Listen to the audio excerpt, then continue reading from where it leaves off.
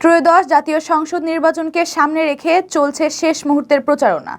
রাজশাহী ৩ পবা মোহনপুর আসনের প্রার্থীরা যাচ্ছেন ভোটারদের দুয়ারে, প্রতিশ্রুতি দিচ্ছেন উন্নয়নের। গণসংযোগ, মিছিল, পথসভা সহ নানা কর্মসূচিতে ব্যস্ত রাজনৈতিক দলের নেতাকর্মীরা। আসনটিতে বিএনপির প্রার্থী অ্যাডভোকেট শফিকুল হক মিলন।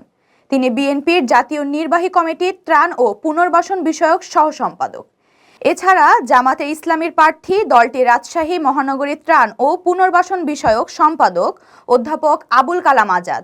তিনি পবার হরগ্রাম ইউনিয়নের 5 বারের চেয়ারম্যান।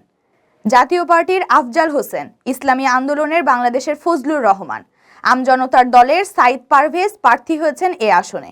তবে মূল লড়াই জামাত ও বিএনপির মধ্যে হবে বলে ধারণা করছেন ভোটাররা।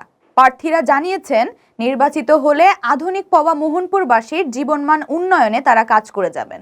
ভোটাররা বলছেন, যোগ্য প্রার্থীকে তারা ভোট প্রদান করবেন, সেই সঙ্গে নির্বাচিত প্রতিনিধি জনগণের উন্নয়নে কাজ করবেন বলে তাদের প্রত্যাশা।